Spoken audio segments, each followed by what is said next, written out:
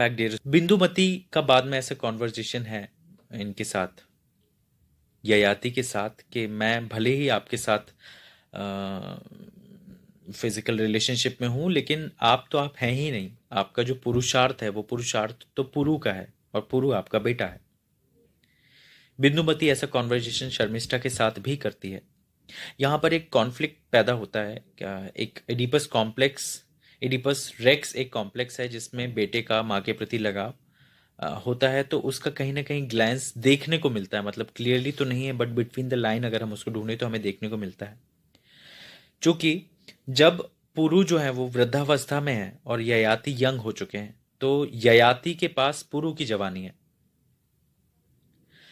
तो जो ययाति हैं वो बोलते हैं कि पुरु ने बहुत बड़ा बलिदान दिया, त्याग त्याग किया है। शर्मिष्ठा कहती हैं अब ये हमारे ही महल में रहेंगे। तो जो ययाति हैं वो कहते हैं कि पुरु की देखभाल अब आप करेंगी, क्योंकि बुढ़ापा एक तरह से बचपन ही तो होता है। तो जब शर्मिष्ठा पुरु की देखभाल करती हैं, उनके ऐसे कह सकते हैं उनके कपड़े चेंज करती हैं, उनको टच करती हैं या उनको नहलाती करती हैं, परिचर्या जब वो करती हैं, तो पुरु मना करता है कि माँ आप मेरी परिचर्या मत किया करो, क्योंकि आपके छूने में, आपकी परिचर्या करने में वात्सल्य का अनुभव नहीं होता, वात्सल्य रस का। वो ऐसा लगता है कि आप किसी एक वृद्ध पति के लिए जिस तरह से सेवा भाव से करती हैं, वो फीलिंग मुझे आती है। अब बेटे को माँ से वैसी फीलिंग क्यों आती है? क्योंकि बेटा तो है, लेकिन उसके जो एज है, जो बुढ़ापा है, उसका शारीरिक जो बुढ़ापा है, वो तो उसके फादर का है। तो ये यहां पर दोनों एक दूसरे से नजर नहीं मिला सकते और किसी तरह एक दूसरे को अवॉइड करने की कोशिश करते हैं। ऐसा सेम जब ययाति शर्मिष्ठा के पास आते हैं, शर्मिष्ठा को छूते हैं, बोलते हैं कि मैं तुमसे प्रेम करना चाहता हूं, और जब वो रिलेशनशिप स्टैब्लिश करने की कोशिश करते हैं, तो शर्मिष्ठा जो है वो कहीं ना कहीं ययाति से दूर हटने की कोशिश करती हैं। तो ययाति कहते हैं कि शर्मिष्ठा आप बदल गई हैं, आप पहले ऐसी नहीं थी, वो उत्साह आप में नजर नहीं आता जो पहले नजर आता था। तो शर्मिष्ठा धीरे धीरे अपने आप को स्ट्रांग करती है और फिर कहती हैं कि मैं, वो कहते हैं कि आप बताओ क्या चीज़ है, किस चीज़ ने आपको बदलाव के लिए विवश किया। तो फिर वो बताती हैं कि आपके छूने में मुझे अपने बेटे का फील आता है। क्यों आता है? क्योंकि ययाति तो उनके पति हैं, लेकिन ययाति की जो जवानी है वो उनके पुत्र पुरु की है। वहां पर शर्मिष्ठा जो है वो बहुत गिल्ट में रहती हैं। धीरे धीरे ये बात ययाति के मन में भी बैठती है। आखिरी में बिंदुमती के स्ट्रॉन्ग कॉन्वर्जेशन के बाद बिंदुमती ये रियलाइज करवाती है कि आपने एक तरीके से अन्याय ही तो किया है। आप जिस संभोग को जी रहे हैं, जिसको कर रहे हैं फिजिकल रिलेशनशिप को, वो एक्चुअली तो आपका है ही नहीं, वो तो आपके बेटे का है। ये चीज कहीं ना कहीं लास्ट में ययाति को समझ में आती है और वो वापस जाता है और अपने पुत्र पुरु से कहता है कि मैं तुम्हारा यौवन तुम्हें वापस करना चाहता हूं और तुम मुझे मेरा वृद्धावस्था वापस कर दो। तो यहां पर बहुत खूबसूरत जवाब यहाँ पे पुरु देता है। पुरु मना करता है कि नहीं, अब ये पॉसिबल नहीं है, मैं ऐसा नहीं कर सकता।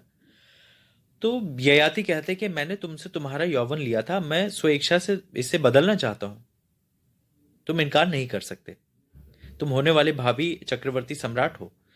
तो पुरु कहता है कि मैं उस यौवन को कैसे ले सकता हूं जिसने मेरी मां के साथ संभोग किया। ऐसे क्यों कहते हैं? क्योंकि जब पुरु अपनी एज, अपना पुरुषार्थ, अपनी जवानी ययाति को दे चुके होते हैं, उसके बाद ययाति जो है वो बिंदुमती से रिलेशनशिप स्टैब्लिश करते हैं।